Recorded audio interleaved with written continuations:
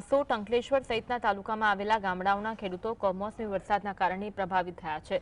જિલ્લાના 9 તાલુકાના ડાંગર, કપાસ સહિત પાક બરબાદ થતા 31 ઓક્ટોબરથી ખેતીવાડી વિભાગે સર્વે શરૂ કર્યું। સર્વેની કામગીરી હેઠળ 2 દિવસમાં 6000 હેક્ટર વિસ્તારનું મૂલ્યાંકન કરવામાં આવ્યું। 2 લાખ હેક્ટરમાંથી 1,79,000 હેક્ટર જમીનમાં ડાંગર, કપાસને વ્યાપક નુકસાન થયું છે। જિલ્લા ખેતીવાડી અધિકારી કુલદીપ વાળાએ જણાવ્યું કે ડાંગરનો પાક સંપૂર્ણ નાશ પામ્યો। ગયા વર્ષે જુલાઈ-ઓગસ્ટમાં 5 કરોડ 80 લાખ રૂપિયા ચૂકવવામાં આવ્યા હતા। ડાંગરના પાકમાં ચાલુ કમોસમી વરસાદના કારણે ઘણું નુકસાન થયેલ છે અને ખેતરમાં પાણી પણ ભરાઈ ગયેલ છે અને જે નુકસાન થયેલ છે તેમાં ખાતર દવાના પૈસા પણ નીકળી શકે એવી નથી ને આવતી સિઝન પર કેવી રીતના ખેતી કરવી એ પણ એક વિષય છે, એટલે સરકારશ્રીને સહાય આપવા બાબત વિનંતી છે।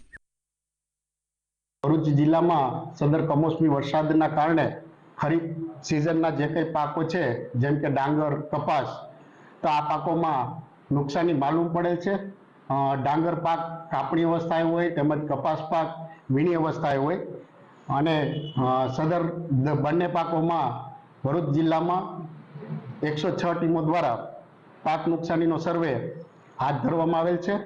હાલ કુલ 122 ગામોમાં અત્યાર સુધીમાં સર્વે ફિલ ટુ ફિલ કરવામાં આવેલ છે।